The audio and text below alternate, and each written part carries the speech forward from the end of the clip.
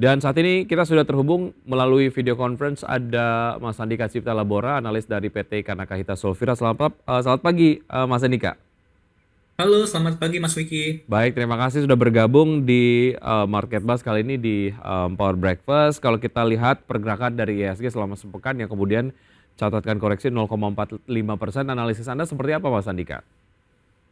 Oke, memang pada pekan kemarin ya IHSG itu ditutup terkoreksi 0,45%. Nah, ini merupakan hal yang wajar Mas, karena memang IHSG ini sudah naik kenceng nih, sudah naik selama 4 minggu berturut-turut ya, atau 1 bulanan seperti itu. Sehingga memang wajar untuk para pelaku pasar melakukan aksi profit taking.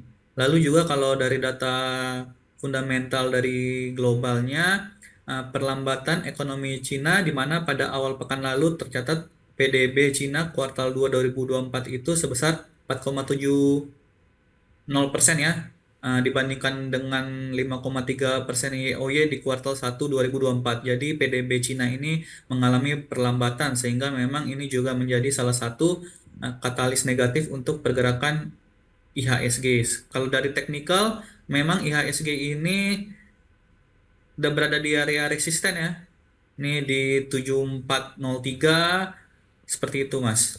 Baik, data terkait dengan asing yang melakukan net buy di pekan lalu menurun menjadi 754,84 miliar dibanding dengan pekan sebelumnya mencapai 1,56 triliun rupiah. Sebetulnya apa yang menyebabkan kondisi ini, Mas Andika? Oke, memang kalau dari asing sendiri sudah melakukan aksi net buy ya atau beli bersih di market itu pada pekan-pekan sebelumnya, Mas. Jadi Mhm. memang untuk pekan kemarin itu mengalami penurunan net buy-nya karena juga sudah ada yang merealisasikan profit ya. Seperti itu karena investor asing juga sudah beberapa minggu yang lalu sudah melakukan aksi net buy. Sehingga memang wajar sehingga untuk para asing ya, investor asing, beberapa investor asing melakukan profit taking sehingga penurunan yang terjadi pada IHSG dan juga net buy asing yang turun pada minggu kemarin. Oke, satu hal yang juga kemudian menjadi fokus pelaku pasar global terkait dengan mundurnya Joe Biden dari pencalonan di Pilpres mendatang begitu ya. Em, Diinformasikan ataupun mungkin disampaikan sebagai pengganti nanti akan maju Kamala Harris begitu. Bagaimana Anda melihat ini dan apakah kemudian mundurnya Joe Biden ini menjadi satu hal yang positif atau negatif sebetulnya dilihat dari reaksi pasar, Mas Andika?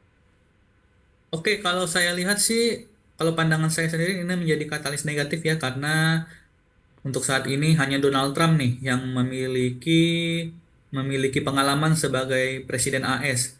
Nah, kalau misalnya kita sandingkan ke Joe Biden kan itu sama-sama sudah memiliki pengalaman menjadi presiden AS, menjadi banyak pilihan untuk para pemilih sehingga memang nanti visi dan misi ketika kampanye akan sangat diperhatikan seperti itu. Dan ketika sekarang Joe Biden mundur, tentu market masih wait and see kepada siapa calon untuk penantangnya Donald Trump seperti itu, Mas. Oke, dan elektabilitas dari Kamala Harris juga kita belum tahu begitu ya? Betul, Mas Kamala Oke. Harris. Berarti memang ini secara resiko market sendiri melihat ini menjadi lebih beresiko sehingga ada kemungkinan bahwa adanya capital outflow dari pasar modal global masuk ke komoditas lain ataupun portofolio investasi lain atau seperti apa, Mas Andika? Oke, kalau menurut saya sih ini hanya menjadi sentimen negatif jangka pendek saja, Mas. Mhm. Dan nanti kalau misalnya Pilpres Amerika sudah memasuki masa kampanye, pemilihan, dan ketika sudah ada pemenangnya, market akan pulih kembali. Nampaknya untuk saat ini memang untuk para investor lebih memilih aset yang safe haven ya, seperti Hmm. emas, karena memang saat ini ketidakpastian ekonomi global akibat mundurnya Joe Biden. Seperti itu, Mas. Oke, dilihat dari historicalnya lah pada saat Donald Trump memimpin Amerika Serikat, sebetulnya pergerakan pasar modal global tuh seperti apa sih, Mas? Apakah kemudian Donald Trump juga mungkin dinilai cukup favorable lah dari point of view investor? Kalau saya lihat memang untuk saat ini market masih melihat positif ya Hmm. untuk Donald Trump karena memang dia sudah memiliki pengalaman dan juga pada minggu kemarin ya ada insiden tertembak itu membuat masyarakat menjadi simpati sehingga elektivitas untuk Donald Trump bagus seperti itu, Mas. Oke, lalu akan kemana pergerakan IHSG di pekan ini, Mas Andika?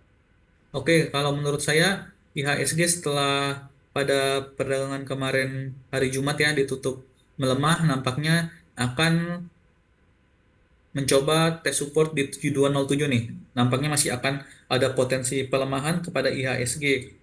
Kalau memang IHSG ini turun ke bawah 7207, nampaknya IHSG berpeluang untuk membentuk wave C dari wave 2-nya sehingga berpeluang untuk ke level 7000 sampai 7025. Seperti itu, Pak. Hmm. Artinya ini berarti masih ada possibility terjadi penguatan di IHSG begitu ya? Untuk Oke. jangka pendek kita melihat lebih ke tech support dan menurun, Mas. Lebih akan melemah. Lalu since Anda tadi membahas mengenai elektabilitas Donald Trump pasca tragedi penembakan begitu ya. Nah, elektabilitasnya juga kemudian meningkat dan secara psikologis juga ini memberikan dampak kepada market. Apakah sentimen ini juga mungkin kemudian akan menjadi penahan dari kemungkinan terkoreksinya IHSG di pekan ini ataupun bursa global, Mas Andika? Oke, nampaknya untuk saat ini IHSG walaupun dia akan naik pun nantinya ke 7450 ya, Mhm. upside memang sudah agak sedikit terbatas kalau dia membentuk higher high daripada candle sebelumnya secara teknikal yang terjadi di Jumat 12 Juli, maka akan membentuk wave 5 dari wave 1. Sehingga memang kalaupun IHSG naik juga sudah terbatas, Mas. Sehingga Mhm. memang nantinya untuk para pelaku pasar bisa untuk memanfaatkan sell on strength ketika IHSG justru pergerakannya malah naik dan tidak turun. Ya. Pekan ini beberapa emiten di beberapa sektor akan merilis data kinerja kuartal 2 2024. Sejauh mana ini mungkin menjadi salah satu penopang juga Mas Andika untuk kinerja IHSG. Oke, setuju Mas kalau memang nanti rilis data kinerja emiten-emiten yang berada di IHSG bagus. Contohnya perbankan ya, yang memang Mhm. biasanya mereka mengeluarkan laporan keuangannya paling awal itu, tentu ini akan menjadi stimulus sehingga membuat IHSG berpeluang untuk mengalami kenaikan dan nampaknya untuk kedepannya sampai akhir tahun IHSG masih akan bergerak positif walaupun nantinya ada koreksi-koreksi jangka pendek seperti itu. Baik, perbankan Big Cap potensinya seperti apa jelang rilis data kinerja di kuartal Oke, 2 kalau saya 2024? lihat memang empat bank big caps ini pada kuartal satu membukukan kinerja positif ya. Walaupun memang paling bagus itu masih kinerja BCA yang bertumbuh double digit. Walaupun perbankan BUMN, tiga BUMN bank besar itu mengalami pertumbuhan cukup tipis pada kuartal satu, namun saya lihat di kuartal 2 ini akan masih positif Mas, masih akan bertumbuh kinerjanya daripada semester satu di tahun 2023. Oke, saham perbankan Big Caps yang secara harga masih terbilang murah dibanding peernya yang mana Mas Andika dan apa yang Anda rekomendasikan? Oke, saya lihat memang untuk saat ini yang masih memiliki potensi upside yang lumayan itu di BRI, Hmm. BMRI, dan BNI seperti itu Mas. Oke, Bank Karena Mandiri, memang BRI dan kalau kita BNI. lihat dari puncaknya juga masih ada penurunan sekitar 20% sampai 25% ya Mas. Seperti Mhm. itu. Sehingga memang ini kalau kita lihat dia naik untuk ke all time high-nya masih berpotensi membuat para investor bisa mendapatkan cuan double digit sebenarnya Mas ya. Ya, Floatingnya, baik, apalagi profitnya. mungkin ditambah terkait dengan kinerja mereka di kuartal 2 tahun 2024 yang diperkirakan akan baik begitu ya. Ini kemudian menambah keyakinan dari investor sendiri untuk kemudian bisa masuk ke saham-saham berbasis perbankan yang kemudian big cap begitu ya. Oke, kalau kita perluas skopnya mengenai jelang pilkada lah, sektor-sektor yang biasanya kemudian mendapatkan perhatian khusus adalah sektor consumer dan juga sektor retail nih, Mas Andika. Anda melihatnya untuk sektor-sektor ini seperti apa proyeksinya?